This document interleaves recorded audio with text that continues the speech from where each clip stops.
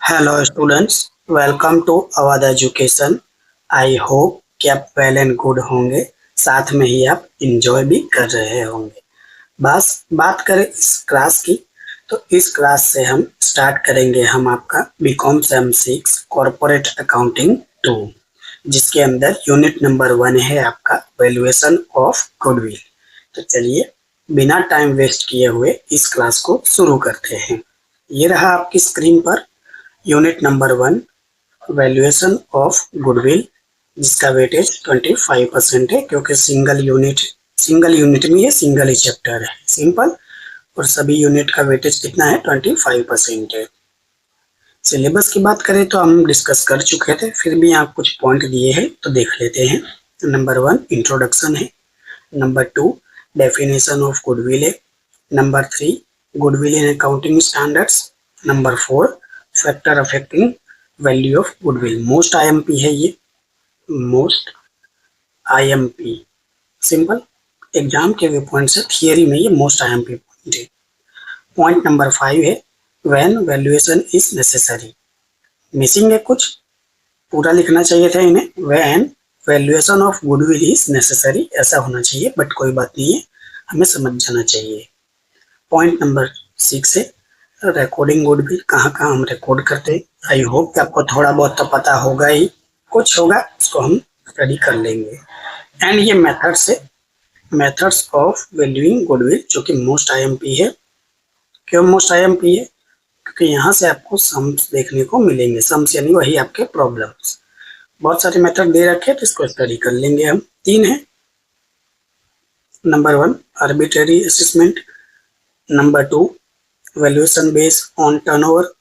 Number 3 valuation on the basis of profit.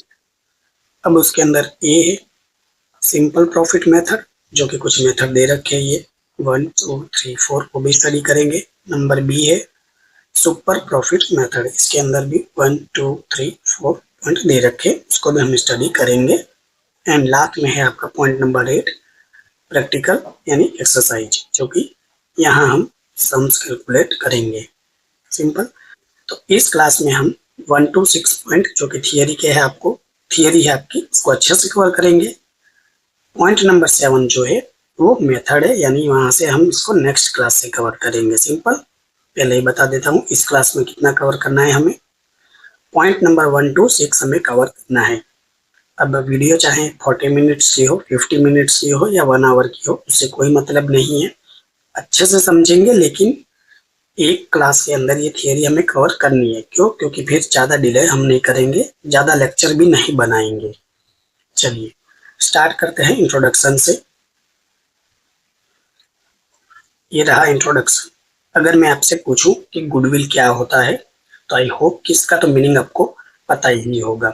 Valuation की बात करें, वैल्यूएशन यानी क्या?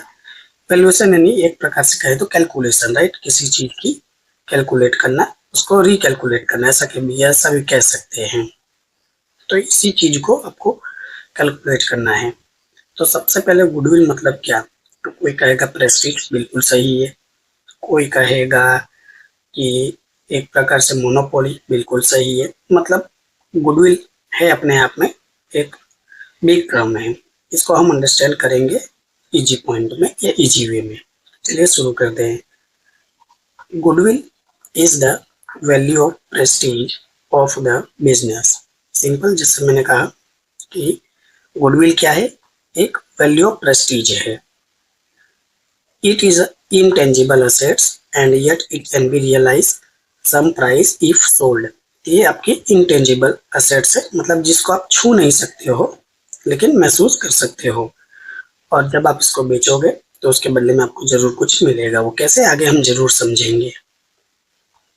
इट इज नॉट टचेबल, जैसा मैंने आपसे कहा कि इसको आप छू नहीं सकते हो, बट मेजर कर सकते हो। आप इसको measure in terms of money, money के फॉर्म में आप इसको मेजर कर सकते हो। A business which earn more than normal profit processing goodwill, यानी नॉर्मल प्रॉफिट से आप जो ज्यादा अर्न करते हो उसको आप गुडविल कह सकते हो। कैसे हो हम आगे जरूर समझेंगे, फिलहाल ये पॉइंट्स है, ध्यान में आप रख सकते हो। Goodwill is the valuable asset of business and arise out of good name, अच्छा नाम हो सकता है, रेपुटेशन हो सकती है, connection of a business, business के साथ उसका कनेक्शन भी हो सकता है। Only the business earn more than normal profits, goodwill attach to it. अगर आप नॉर्मल प्रॉफिट से ज़्यादा अर्न करते हो, इसका मतलब वो क्या है, और उसके साथ आपका गुडविल अटैच है। वो कैसे, वो जरूर आपको समझ आएगा, थोड़ा सा सब्र कीजिए। It is the result to hard work, वो हार्ड वर्क के कारण भी हो सकता है। ऑनेस्टली, यानी आपकी वो ईमानदारी हो सकती है। स्किल, नहीं कहते कि स्किल बहुत ही इंपॉर्टेंट है बिजनेस के अंदर, of the proprietors of the business. The business में बी लूजिंग इन बिगिनिंग, हो सकता है शुरुआत में आप लॉस करें, but may be place in an enable position within few years by skill and efficiency persons managing the business। फिर आप अपने स्किल से, अपनी इफिशिएंसी से, अपने स्मार्ट वर्क से आप क्या कर सकते हो, बेटर पोजीशन में आ सकते हो।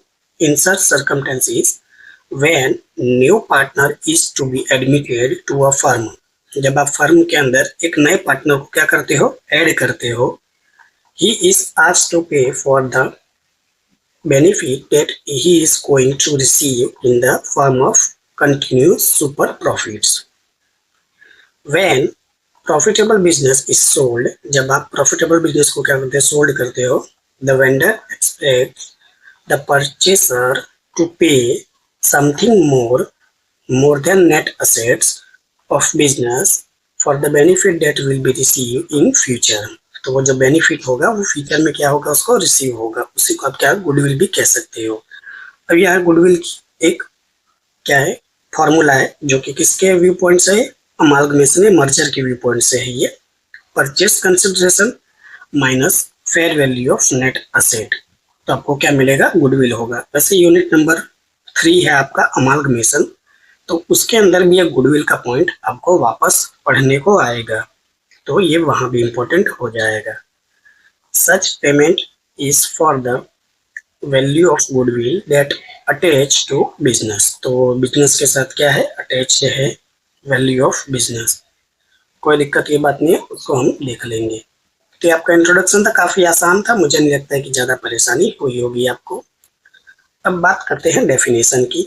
अब देखिए, कोई भी डेफिनेशंस होती है, डेफिनेशंस ऑफ गुडविल, डेफिनेशन से आप क्या समझते हो, तो मैं आपको बता दूं कि जो भी डेफिनेशन होती है ना, वो पर्टिकुलर उस चीज की कैरेक्टरिस्टिक्स शो करती है, राइट। डेफिनेशन को हम हिंदी में परिभाषा कहते हैं, ગુજરાતીમાં આપણે એને વ્યાખ્યા કહીએ। તો વ્યાખ્યા શું દર્શાવે છે, તેની લાક્ષણિકતાઓને દર્શાવે છે, એટલે એને આપણે ડિફાઇન કરી શકીએ છીએ। बात करूं मैं हिंदी में, तो एलिवेशन ऑफ जो गुडविल है वो उसकी डेफिनेशन कुछ दी हुई है। चलिए वन बाय वन पढ़ते हैं। According to lord Eldon, goodwill is nothing more than the profitability that the old customers will resort to the old place। मतलब क्या कह रही है डेफिनेशन, कि गुडविल कुछ खास तो नहीं है, लेकिन हाँ, जो आपके पुराने कस्टमर है उन्हीं को क्या करके पुरानी जगह पर संभालने के लिए जो प्रोसेस होती है उसको आप गुडविल कह सकते हो। मतलब क्या, उसके लिए मैंने एग्जाम्पल ऐड किया है, उस एग्जाम्पल के थ्रू भी हम समझेंगे, मैंने खुद एग्जाम्पल बनाया है। दूसरी डेफिनेशन पढ़ लेते। प्रोफेसर डिक्सी हैज सेड, क्या कहा था प्रोफेसर डिक्सी ने, when a man page for goodwill he pays for something which places him in the position on beginning able to earn more money than he would be able to do this on unpaid efforts। अब इसका मतलब क्या, कि जब कोई इंसान पे करता है, when a man pay for goodwill, goodwill के लिए वो पे करता है, he pay for something, वो कुछ पे कर रहा है, which place him in the position, जो पोजीशन है उस प्लेस की, on beginning able to earn more money, जो ज्यादा अर्न करते हैं, बस उसी चीज को क्या गुडविल जानते हैं हम। फॉर एग्जाम्पल सर समझाइए कैसे, इस पूरे कंसेप्ट को क्लियर कर दीजिए। देखिए एग्जाम्पल है, एग्जाम्पल ऑफ गुडविल मैंने लिया है, अपने तरीके से बनाया है, हो सकता है आपको बुक में कहीं देखने को ना मिले। सपोज अब बचपन में जब छोटे थे या भी हम ऐसा करते हैं शायद, ये हमारा घर है, हाउस है, राइट। इस हाउस में हम रहते हैं। अब हमें कोई भी प्रोडक्ट या कोई भी नीड होती है, हमें कहाँ, शॉप के पास हम जाते हैं लेने के लिए। क्लियर है। सपोज हम जा रहे हैं यहाँ पर, सिंपल, ये ओल्ड शॉप थी, राइट। ये ओल्ड शॉप है यानी पुरानी शॉप। हम यहाँ से प्रोडक्ट लेते थे या कोई भी हमें जीवन जरूरत की चीज हम यहाँ से लेते थे, परचेस करते थे, राइट। 100 मीटर की दूरी है, समझ लीजिए, ये सिंपल दूरी इंपॉर्टेंट नहीं है, बस हम यहाँ से यहाँ जाते थे, ये शॉप थी, यहाँ से हम क्या करते थे, प्रोडक्ट को बाय करते थे। अब क्या हुआ कि आपके घर से इस स्टैंड के या शॉप के बीच में एक और न्यू शॉप क्रिएट हो गई, यानी न्यू शॉप किसी ने बनाई। फिर भी आप यहाँ नहीं जाओगे, मतलब आप यहाँ नहीं जाते हो, आप क्या प्रेफर करते हो कि आप यहीं जाओगे। सिंपल, हम कई बार ऐसा करते हैं कि हम यहीं जाते हैं, बस इसका कारण नहीं हमें पता होता है, बस हम ऐसा सोच के जाते हैं कि बस हम पुरानी ही शॉप से लेंगे, भले यहाँ नई शॉप बन गई है। हो सकता है ये नई शॉप में है सारी प्रोडक्ट जो है आपकी वो गुड क्वालिटी की है, राइट, गुड क्वालिटी है, फिर भी हम यहाँ से नहीं लेते हैं। ऐसा हम करते हैं अक्सर, आपने भी ऐसा जरूर किया होगा, या बचपन में या अभी। अभी तो खैर हाँ, अर्जेंट होगा तो हम यहाँ से ले लेंगे, नहीं तो हम यहाँ लेते ही नहीं। हम क्या सोचते हैं कि नहीं, ये ओल्ड शॉप है, वहीं से हम लेंगे, क्योंकि वहाँ हो सकता है वस्तु अच्छी हो। बहुत सारे फैक्टर्स, बहुत सारे रीजन है जो हम आगे पढ़ेंगे, तो हम ऐसा करते हैं अक्सर। तो ये क्या है, ये गुडविल ही तो है एक प्रकार की। किसके लिए है वो, ये शॉप के लिए है, आपके लिए नहीं है वो। ये गुडविल आपके लिए नहीं है, ये गुडविल जो हुई किसके लिए हुई, ये शॉप वाले के लिए हुई। इसके व्यू पॉइंट से बात हो रही है, हम तो एज ए कस्टमर हुए, सिंपल। तो आई होप कि अब आपको गुडविल क्रिएट हो रहा होगा। एग्जाम्पल आप ध्यान में रख सकते हो, बहुत ही सिंपल एग्जाम्पल है। चलिए अब इसको हम थोड़ा आगे और डिटेल में पढ़ेंगे। पॉइंट नंबर 3 है goodwill in accounting standard. Accounting standard में गुडविल का क्या क्या रोल हो सकता है और उसको कैसे शो किया गया है, बस एक ही चीज है, उसको अलग अलग तरीके से बताया गया है। We have seen that goodwill is intangible asset, वो तो हमें पता चल ही चुका, and can fetch a price, it has value, और उसकी एक वैल्यू भी है। We examine provisions about goodwill in various accounting standards, तो उसको अलग अलग अकाउंटिंग जो स्टैंडर्ड्स है उसके अंदर उसको क्या किया गया है, कैलकुलेट किया गया है या उसको देखा गया है, वही चीज हम समझेंगे। पॉइंट नंबर 1 है according to UK accounting standard की बात करें तो goodwill is difference between value of business as well and the aggregate of fair value of its separable net assets, यानी वही जो हमने ऊपर एक फॉर्मूला देखी थी कि गुडविल क्या है, एक तो जो वैल्यू है बिजनेस की, पूरे पूरे बिजनेस की जो एक वैल्यू है, और जो नेट असेट का फेयर वैल्यू है, उसके बीच का जो डिफरेंस है उसी को क्या बोल दिया गया है, गुडविल बोल दिया गया है। Here separable net assets means those assets which can be separately identified and sold with disposing of the business as well. Separate net assets including identifiable intangible assets, जो कि कौन हो गया, लाइक वो गुडविल ही हो गया। जो सेपरेटली हम आइडेंटिफाई कर रहे हैं वो इंटेंजिबल असेट हो गई आपकी, और इंटेंजिबल असेट कौन सी है, ये गुडविल ही तो है, क्योंकि चैप्टर ही यही है। इंटेंजिबल असेट और भी हो सकता है आपका पेटेंट, ट्रेडमार्क, कॉपीराइट, लेकिन यहाँ गुडविल की बात हो रही है तो यही होगा। Fair value in the amount of which assets can be exchange in arm length transaction between knowledgeable parties. Point number 2 है आपका the Indian accounting standard 10। Indian accounting standard 10 as यानी अकाउंटिंग स्टैंडर्ड, और 10 आपको दिया गया, तो शॉर्ट में आप ऐसे भी लिख सकते हो as 10। Accounting for fix assets, fix assets की बात करें तो goodwill is divided into two categories. इसके अकॉर्डिंग टू कैटेगरी में डिवाइड किया गया है। एक है परचेस गुडविल और दूसरा है इंटरनली जनरेट गुडविल। क्या है समझेंगे इसको। दो कैटेगरी में डिवाइड किया गया है। It's accounting treatment it is deal with AS 26। अब इसको अकाउंटिंग ट्रीटमेंट में डील करें तो AS यानी अकाउंटिंग स्टैंडर्ड 26 है, जिसे आप इंटेंजिबल असेट बोल देते हो। Simple. Purchase goodwill is difference between the exercise purchase price over the fair value of identifiable assets less liabilities acquired when business is purchased। तो वही डेफिनेशन से वही फॉर्मूला घूम फिर के आ रही है। जो आप परचेस कंसिडरेशन पे कर रहे हो यानी PC कह सकते हैं हम इसको, उसमें से लेस क्या कर दोगे नेट एसेट्स। नेट एसेट्स कैसे मिलेगा टोटल एसेट्स। सिंपल। इसमें से लेस कर दोगे टोटल लायबिलिटीज। बस यही चीजें इन लोग बार बार घुमा फिरा के लिख रहे हैं अलग अलग तरीके से। अब ये सारी चीजें ये फॉर्मूला है, ये फॉर्मूला आपको कहाँ आएगी तो आप जो यूनिट नंबर 3 पढ़ने वाले हो अमालगमेशन, वहां पर ये फॉर्मूला भी आपको आएगी तो आपको वहां ज्यादा क्लियर होगा। मैंने कहा गुडविल 3-4 जगह अलग अलग तरीके से इसको एक्सप्लेन किया है, वही चीज हम यहाँ समझ रहे हैं। अब accounting standard, yes, according to accounting standard 26, whenever a business is acquired for a price payable in cash or in shares otherwise which is excess of the value of net assets of goodwill, take over the excess should be termed as goodwill। यानी वही चीज कि क्या जब आप purchase करते हो और नेट असेट से ज्यादा आप जो पे करते हो और उस दोनों के बीच का जो डिफरेंस होता है उसी को गुडविल कहा गया है। अलग अलग तरीकों से लिखा गया है, मीनिंग बस एक ही है इसका, चाहे कितने भी घुमा फिरा के लिखे ये लोग।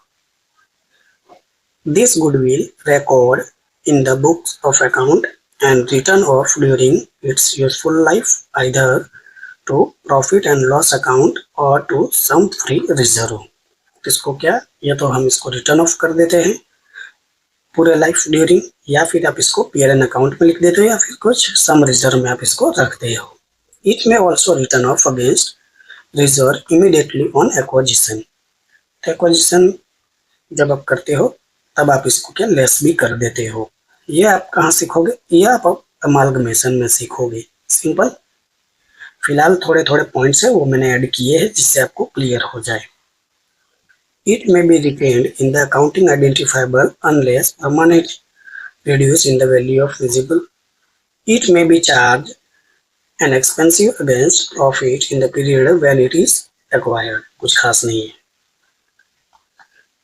In AS 10, अब अकाउंटिंग स्टैंडर्ड 10 की बात करें तो following provisions are found regards goodwill para 36। तो अब आइए AS 10 के थ्रू कुछ समझते हैं। तीन ही पॉइंट है, सिंपल है। Goodwill should be record in the book only when some consideration in money or money's worth has been paid for it. तो इसको जब पेड किया गया हो तभी क्या करोगे, आप इसको रिकॉर्ड करोगे या कंसिडर करोगे। मनी के फॉर्म में करना है। Whenever business is acquired for a price which is excess for the value of the net assets of the business takeover, the excess should be termed as goodwill। वही मतलब हुआ। excess यानी क्या, net asset से ज्यादा, net asset से जो ज्यादा हो रहा है, ज्यादा पे कर रहे हो आप, उसके बीच का जो डिफरेंस होगा उसी को गुडविल है। बस एक ही चीज को इन्होंने अलग अलग लैंग्वेज में लिख दी है। इसका मतलब ये नहीं है कि मीनिंग या उसका मतलब बदल जाएगा, वो तो वही का वही रहेगा। देखिए फिर से मैं इस पॉइंट को पढ़ रहा हूँ। When ever business is acquire, जब आप बिजनेस को क्या करते हो, एक्वायर करते हो फॉर अ प्राइस, इसकी कुछ प्राइस तो होगी, which is in excess of the value of net assets, net asset से ज्यादा कीमत देकर ऑफ बिजनेस टेकन, उस बिजनेस को आप लेते हो over, right, business taken over the excess should be term as, और जो ज्यादा अमाउंट पे कर रहे हो वही तो उसके गुडविल है। किस वजह से गुडविल हो सकती है, राइट? अगर आप रीजन सोच रहे हो तो सर आपने रीजन अभी तक नहीं बताए हैं। रीजन यानी वही फैक्टर्स, कॉज। तो देखिए आपका पॉइंट नंबर नेक्स्ट है वो यही है, वहां उसको हम डिटेल में थोड़ा डिस्कस करेंगे, इसीलिए वीडियो ज़्यादा से लंबी ना हो जाए, पॉइंट 2-3 बार रिपीट ना हो, इसीलिए मैं बार बार वो वर्ड्स को यूज अभी नहीं कर रहा हूँ। फैक्टर में सारे पॉइंट्स में डिस्कस कर लूंगा, फिर आपका चैप्टर का मीनिंग एकदम क्लियर हो जाएगा। Goodwill arise from business, business connection, trade name, reputation of enterprise, from of other intangible benefits enjoyed as enterprises। तो क्या सकता है, बिजनेस में कनेक्शन हो सकता है, अच्छा सा नाम हो सकता है, कुछ रेपुटेशन हो सकती है, ये इसके कुछ फैक्टर भी है। Number 3, as a matter of financial prudence goodwill is written off over the period. तो उसको क्या कर देते हैं, हम लेस कर देते हैं, ये प्रैक्टिकल के पॉइंट से लिखा गया है। पॉइंट नंबर 3 है अकाउंटिंग स्टैंडर्ड 14 यानी AS 14 की बात करें। देखिए अकाउंटिंग फॉर अमालगमेशन, मैंने आपसे कहा था ना, ये अमालगमेशन में भी इसका बहुत ही बड़ा रोल है।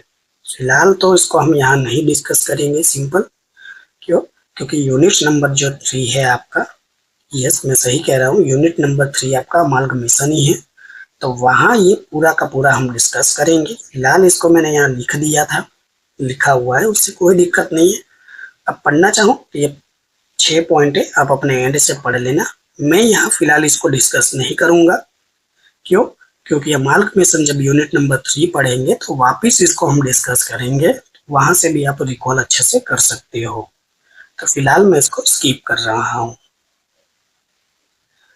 यस, पॉइंट नंबर 4 है inherent goodwill, goodwill which not purchase or for which no consideration is given but when has arisen due to completion, skill, high quality of product, other favorable factor and value of business exceeds next assets of business, इस term has inherent goodwill, right? इसको आप क्या बोल दोगे, inherent goodwill बोल दोगे।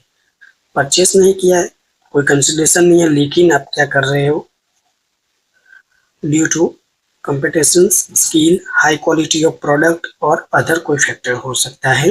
Value of business exceeds, exceeds यानी क्या, उसका ज्यादा हो सकता है, उससे ज्यादा। The next assets of business, तो नेट, देखिए ये नेक्स्ट नहीं है, नेट है, सॉरी गलती टाइप हो गई है। नेट असेट्स ऑफ बिजनेस यानी नेट असेट से आप कुछ भी जो ज्यादा पे करोगे उसी को इनहेरेंट गुडविल बोल दोगे। It is also known as non purchase goodwill, ये दूसरे इसके नाम है, हो सकता है MCQ में आ सकता है। इंटरनली जनरेटेड गुडविल, ये इनहेरेंट गुडविल के 2 और नाम है, इसको दूसरा भी नाम से जाना जाता है, non purchase goodwill and internal generated goodwill. According to accounting standard 26 intangible assets AS 26, treatment of goodwill in accounting is given as follows। अब ये वापस वही के वही पॉइंट आ रहे हैं, कुछ खास है नहीं, फिर भी मैं स्किप नहीं करूंगा, फिलहाल पढ़ लेता हूँ, कुछ है नहीं। Number 1, internally generated goodwill should not be recognise as a asset in account. तो इसको क्या, नॉट रिकॉग्नाइज इन असेट्स, यानी इसको असेट के अंदर रिकॉग्नाइज नहीं किया जाएगा। इंटरनल जनरेटेड गुडविल यानी इसी की बात हो रही है, simple. In some case, expenditure is incurred to generate future economic benefits, but it does not result in creation of intangible assets. Such expenditure is often described as contributing to internally generated goodwill. Internally generated goodwill is not recognized as a assets। ये simple सी बात कह रहे हैं कि assets के अंदर इसको क्या नहीं किया जाएगा, recognized नहीं किया जाएगा। बिकॉज, इसका कारण क्या है, it is not an identifiable resource, मतलब क्या, इसको आइडेंटिफाइबल नहीं किया जा सकता। Controlled by an enterprises that can be measured reliable at a cost. इसको जो मेजर किया जा सकता है वो रिलायबल एट अ कॉस्ट किया जा सकता है। पॉइंट नंबर 3 है the difference between sorry the difference between market value of an enterprise and the book value of its identifiable net assets at any point of time may be due to a number of factors. The affected value of enterprises कुछ खास नहीं है, पढ़ सकते हो। However, such difference cannot be considered to represent the cost of intangible assets controlled by the enterprises। तो उसको क्या नहीं किया जाएगा, कैन नॉट बी कंसिडर, उसको कंसिडर नहीं किया जाएगा। कुछ खास नहीं था, अब पढ़ोगे तो भी क्लियर हो जाएगा। अब जो पॉइंट नंबर 4 है, पॉइंट नंबर 4 है factors affecting value of goodwill, यानी कौन कौन से वो फैक्टर हो सकते हैं जो कि गुडविल के हैं। रीजन कह सकते हो, कॉस्ट कह सकते हो, कैरेक्टरिस्टिक्स कह सकते हो, कुछ भी कह सकते हो आप इसको।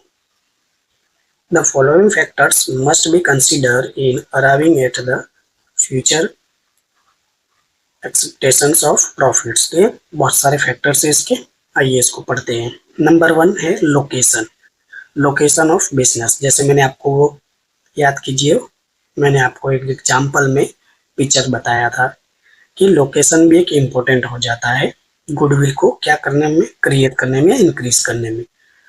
प्राइम और असाइबल लोकेशन इंक्रीजिंग कस्टमर फ्लो, एक तो कस्टमर को ज़्यादा इंक्रीज करते हैं, कस्टमर नंबर ऑफ कस्टमर को इंक्रीज करता है, एंड गुडविल, गुडविल को भी आपको इंक्रीज करेगा। Number 2 length of business, business का लेंथ भी इंपॉर्टेंट हो गया। नंबर 3 है नेचर ऑफ बिजनेस, तो बिजनेस का कैसा नेचर है वो भी इंपॉर्टेंट है।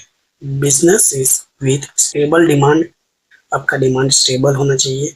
लेस रिस्क, एक तो रिस्क कम होना चाहिए। इंजॉय हायर गुडविल, तो आप ज़्यादा गुडविल को इंजॉय कर सकते हो।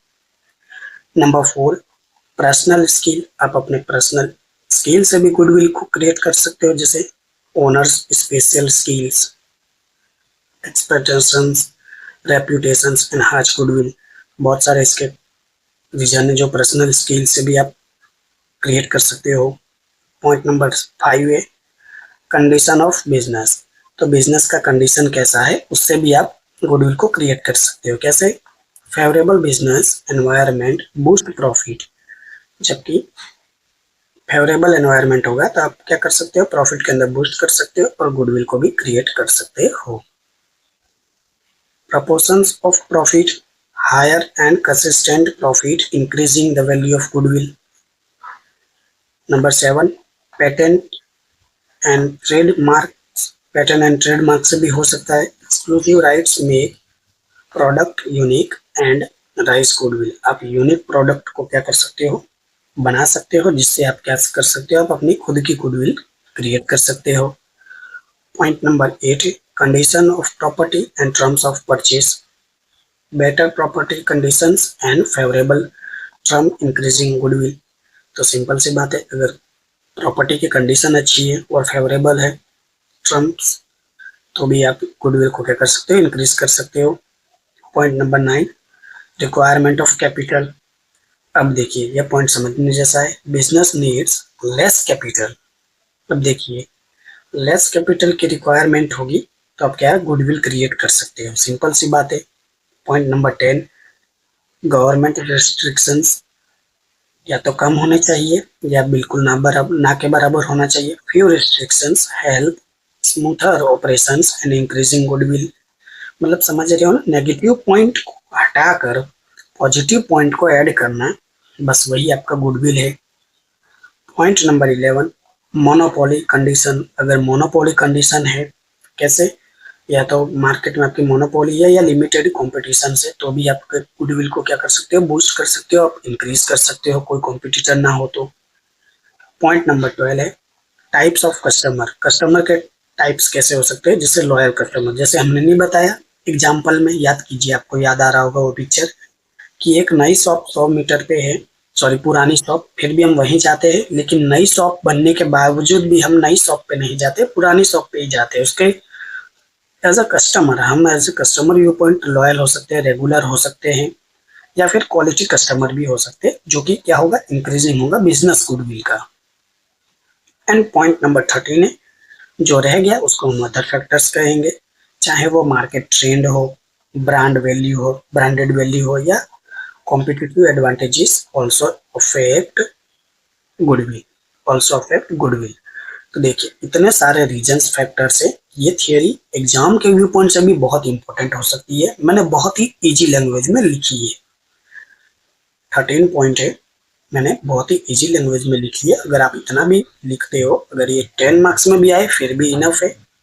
5 मार्क्स में आती है अगर ये थियरी, तो आप यहाँ से 8 to 10 पॉइंट तो लिख ही सकते हो। अगर 10 मार्क्स में आती है तो बस इतना भी आप लिख दोगे, 2 पेज में हो जाएगा, इनफ है, पूरे मार्क्स आपके मिलने के चांसेस है। फिर से बता रहा हूँ, मोस्ट आईएमपी है ये थियरी, क्योंकि एक ही ये थियरी लग रही है जो एग्जाम में पूछी जा सकती है, राइट। तो इसको मोस्ट आईएमपी कैटेगरी में मैंने रखा है। गुडविल का मीनिंग से ही आपको ये थियरी याद हो जानी चाहिए, मैंने बहुत ही आसान लैंग्वेज में लिखी है, राइट। आप कहोगे सर बुक तो अभी छपी भी नहीं है, आप कैसे कह सकते हो। देखिए बुक आपकी भले ना छपी हो, मार्केट में अभी ना आई हो, लेकिन मैंने आपसे जैसे कहा कि ये BCom SY sem 3 corporate accounting 1, वहां से valuation of goodwill unit number 1, valuation of share unit number 2 वहां से लिया गया है।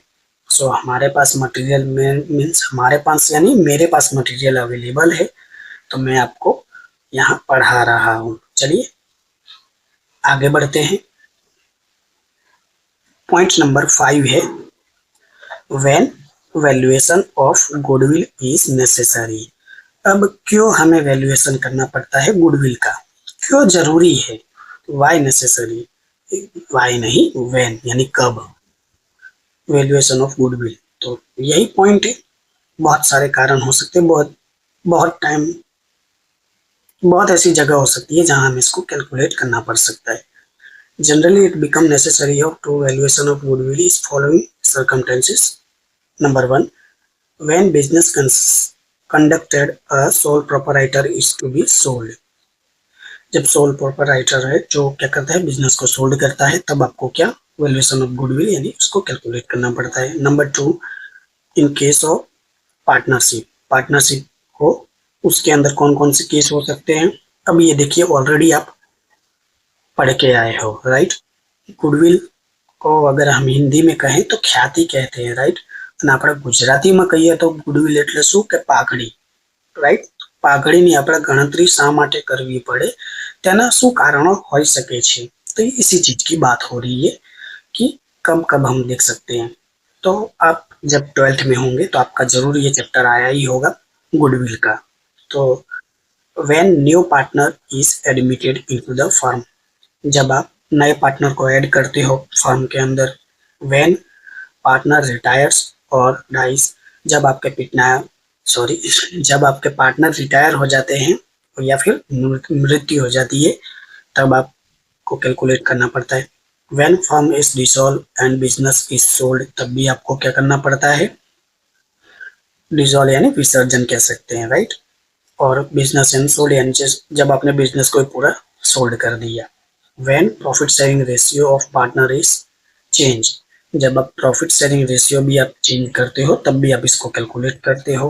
व्हेन 2 और मोर फर्म्स अमालगेट, यानी ये अमालगमेशन में पढ़ोगे, जब 2 या 2 से ज्यादा फर्म को आप अमालग यानी मर्ज करते हो, जोड़ते हो, तब भी आपको कैलकुलेट करना पड़ सकता है। पॉइंट नंबर 3 है, व्हेन प्रोपराइटर और अ पार्टनर डाइस, ये तो वही चीज हो गई, यहाँ से लिया गया पॉइंट है, बस इसको मर्ज करके कर दिया गया। Goodwill has to be valued for the purpose of estate duty. Now there is no estate duty in India। तो ये कुछ याद करने की जरूरत भी नहीं है, एज अ थियरी लिखने में आया तो आपको याद होना चाहिए कि जब प्रोपराइटर या पार्टनर की मृत्यु हो जाती है तो goodwill has to be valued for the purpose of estate duty. estate duty के लिए क्या होता है, उसको वैल्यूड किया जाता है, लेकिन अभी इंडिया में है भी नहीं। देखिए ब्रैकेट में लिखा है मैंने, now there is no estate duty in India. Point number 4 है, in case of a company, case company के केस में क्या हो सकता है, तो वो भी अलग अलग पॉइंट है। आइए उसको देख लेते हैं क्या है। व्हेन टू और more companies are amalgamated, repeat हो गया पॉइंट ये। When one company is absorb by another company, अब ये यूनिट नंबर 4 है आपका, तो वहां भी आपका क्या आएगा, गुडविल का पॉइंट आएगा। मतलब कह सकता हूं मैं आपसे, तो पूरा ही गुडविल रिलेटेड है यूनिट 1। वैल्यूएशन ऑफ शेयर में शायद ये कंसेप्ट ना आए, लेकिन हाँ अमालगमेशन और जब्सन में ये कंसेप्ट होगा, तो वहां भी आपको डिस्कस करेंगे, यानी ये आपको याद ही हो जाने वाला है, ऐसा ये कंसेप्ट हो जाएगा। एंड सी है, when holding company acquire a majority holding in another company. अब ये होल्डिंग और सब्सिडरी का कंसेप्ट है, शायद आपको आगे देखने को ना मिले। क्यों? क्योंकि एज अ ओल्ड सिलेबस की बात करूं तो ये होल्डिंग और मेजोरिटी का कंसेप्ट नहीं था बीकॉम में। हाँ, एमकॉम में जरूर ये देखने को मिलेगा आपको, लेकिन कह नहीं सकते, अब ये सिलेबस आपका चेंज होते जा रहा है, तो आपको हो सकता है कि होल्डिंग कंपनी वाले चैप्टर से मुलाकात हो या ना हो, इसकी मैं कोई गारंटी नहीं दे सकता हूँ। होल्डिंग कंपनी शायद आपको ना पढ़ने को मिले। पहले तो ये शोर शराबा वाला दिमाग खराब कर देते हैं, इतने अच्छे मूड से मैं ये रिकॉर्ड करता हूँ आपके लिए। तो बात कर रहे थे हम होल्डिंग कंपनी की, तो शायद आपको ये होल्डिंग कंपनी पढ़ने को ना मिले, इसकी वजह मैं बता चुका हूँ आपको। तो ये कुछ कारण हो सकते थे कि हम क्यों वैल्यू यानी गुडविल को हम कैलकुलेट करते हैं, राइट। पॉइंट नंबर 6 है, रिकॉर्डिंग गुडविल। अब कहाँ कहाँ गुडविल को रिकॉर्ड करते हैं इतना इंपॉर्टेंट नहीं है, सीधी सी बात है, जहां जहां कैलकुलेट करोगे वहां वहां आप उसको रिकॉर्ड करोगे, बट थोड़ा सा पढ़ लेंगे। ऐसा नहीं है कि सब कुछ स्किप करते हैं और सर फिर आप ऐसा कहोगे सर आपने तो मोस्टली ज्यादा स्किप करा है। मैंने कुछ स्किप तो नहीं करवाया है। हाँ, अमालगमेशन वाला एक पॉइंट था जिसमें 5 to 6 पॉइंट्स थे, उसको थोड़ा स्किप कर दिया क्योंकि वो हम पढ़ने वाले हैं। ये नहीं पढ़ेंगे तो यहाँ मैं रीड कर लेता हूँ आपके लिए। As a rule goodwill should not be recorded. Rule के अकॉर्डिंग तो गुडविल को क्या नहीं करते, रिकॉर्ड नहीं करते in the books of account. कहाँ? अकाउंट के बुक में। Unless it has been paid for. When business is purchase, जब आप क्या करते हो, बिजनेस को परचेज करते हो, for which goodwill is paid, और गुडविल को क्या करते हैं, पेड करते हैं। गुडविल अकाउंट इज डेबिटेड, तो गुडविल अकाउंट क्या कर देते हैं, डेबिट कर देते हैं। अब ये पूरा प्रैक्टिकल के व्यू पॉइंट से है, लेकिन थियरी थोड़ी सी ध्यान में आप रख सकते हो। And it will appear to an assets in the balance sheet, और ये आप असेट्स की तरफ कहाँ करते हो, शो करते हो। आई होप आपको बैलेंस शीट याद होगी। असेट में दो कैटेगरी करते हो, fix asset, sorry current asset and fix asset. Current asset के आप दो पार्ट करते हो, tangible asset and intangible asset. Tangible asset में भी आप दो पार्ट करते हो, यस फिक्स असेट के दो पार्ट करते हो, टेंजिबल एंड इंटेंजिबल, और इंटेंजिबल में आप शो करते हो गुडविल, राइट। तो इसी की बात हो रही है। जब आप देखोगे बैलेंस शीट को तो भी आपको पता चल जाएगा, कुछ खास नहीं है, बच्चों वाले पॉइंट लिखे गए हैं। न्यूली स्टार्टेड बिजनेस, अगर आप नया बिजनेस स्टार्ट करते हो, मे ऑल्सो अर्न रेपुटेशन, कुछ तो आपने अर्न किया होगा, ऐसा तो नहीं है कि बिल्कुल बोगू की तरह रहेंगे होंगे हम। In the course of business and such business may have high value for its goodwill, और जो ज्यादा कीमत होगी वो गुडविल ही होगी। देखा, मीनिंग तो वही रहेगा, वो आपका चेंज नहीं होगा। It is not however prudent financial policy to enter the value of such goodwill in the book of account. It may be amount taking credited for unrealized profit. Sometimes heavy expenditure is incurred for advertisement, and the same is debited to goodwill as such expenditure increasing the prestige for the concern, it is able to earn excess profit। वही meaning है, कोई मतलब निकल नहीं रहा है, एक ही बात लिखी है बस घुमा फिरा के, सिंपल से पॉइंट है। और डेप्रिसिएशन तो आपको पता ही होगा कि डेप्रिसिएशन ऑफ गुडविल क्या है, इसको भी हम समझ लेते हैं। As a important problem in connection with goodwill is whatever it should be depreciated like any fixed asset। तो उसको तो हम लेस कर ही देते हैं, फिक्स असेट या जो भी फिक्स असेट हो उसको हम लेस करके कैलकुलेट तो करते ही है। Generally goodwill is recorded in the book of actual cost and the question of the value is does not arise in courses of business. तो जो हम गुडविल को रिकॉर्ड करते हैं वो तो जो एक्चुअल कॉस्ट होती है उस पे ही रिकॉर्ड करते हैं, जो मार्केट वैल्यू होती है उसको तो हम कंसिडर नहीं करते हैं, बट हाँ जब बिजनेस को सोल्ड करते हैं तब उसको जरूर हम ध्यान में लेते हैं, राइट। तो ये बात आप ध्यान में रख सकते हो। प्रैक्टिकली के व्यू पॉइंट से लिखा गया है, थियरी से थोड़ा समझना डिफिकल्टी है। एग्जाम्पल था यहाँ से, बट मैंने एग्जाम्पल को हटा दिया है क्योंकि इसको मैं आपको एक्सप्लेन कर दूंगा जब कैलकुलेशन भी करेंगे। Hence, the question of depreciation in the value due to wear and tear may not arise in case of other fixed assets. However, it is not desirable to show goodwill permanently in the book. It is better to write off over a certain number of years। तो इसको क्या करते हैं हम, वैसे तो goodwill को नहीं शो करते परमानेंटली, लेकिन उसको राइट ऑफ कर देते हैं ओवरली नंबर ऑफ ईयर से। यही पूरा प्रैक्टिकल ही है, इसी को हम समझेंगे वहाँ। When the business is progressing, जब आपका बिजनेस क्या करता है, प्रोग्रेस यानी आगे की तरफ बढ़ता है, there is no urgency to write off goodwill. तो हमें ऐसा कोई जरूरी नहीं है कि हम गुडविल को क्या करें, राइट ऑफ कर दें। Conversely when the business is declining it is prudent to write off goodwill as early as possible. तो ये गुडविल था, कुछ खास है नहीं, प्रैक्टिकल से यहाँ थोड़े बहुत पॉइंट ध्यान में रखकर लिखे गए हैं। एग्जाम्पल था यहाँ से, मैंने इसको क्या कर दिया है, हटा दिया है। क्यों? क्योंकि अब हम जो नेक्स्ट क्लास लेंगे, नेक्स्ट क्लास में हम क्या करेंगे,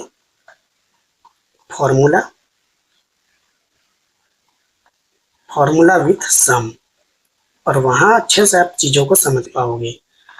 तो कुछ चीज़ें ऐसी थी जो मैंने उसको हटा दिया था, उसका वजह ये है कि थियरी प्लस कैलकुलेशन हो सकता है थोड़ा डिफिकल्टी हो जाए, समझने में भी उतनी ना मजा आए, बट ये जो लेसन था आपके लिए स्पेशली सच कहूँ तो ये पूरी एक्सप्लेनेशन है गुडविल की। तो आई होप कि ये गुडविल क्या है, कैसे काम करता है, कहाँ कहाँ गुडविल आ सकता है, जो जो पॉइंट थे आपके उसके अकॉर्डिंग मैंने हर पॉइंट को कवर किया है, कुछ भी स्किप नहीं किया है, राइट। तो आई होप कि आपने इसको इजीली अंडरस्टैंड किया होगा, राइट। ये देख लीजिए 1 to 6 पॉइंट था जो मैंने कवर करवा दिया, काफ़ी इजी लैंग्वेज में भी लिखा है मैंने। तो आई होप कि ये छोटी सी वीडियो आपको पसंद आई होगी। वीडियो अच्छी लगती है तो लाइक कीजिए, अपने फ्रेंड्स और क्लासमेट के साथ शेयर कीजिए। कोई डाउट है, कमेंट बॉक्स ऑन है, आप अपने डाउट को कमेंट में ड्रॉप कर सकते हो, मैं सभी कमेंट के आंसर देता रहता हूँ। सो प्लीज़ अगर आपको वीडियो अच्छी लगती है तो लाइक कीजिए, और हाँ, बहुत से स्टूडेंट चैनल को सब्सक्राइब नहीं कर रहे हैं तो ऐसा मत कीजिए, फटाफट से चैनल को सब्सक्राइब कर दीजिएगा। मिलते हैं नेक्स्ट क्लास में, तब तक के लिए आप अपना ध्यान रखिए। Take care, bye.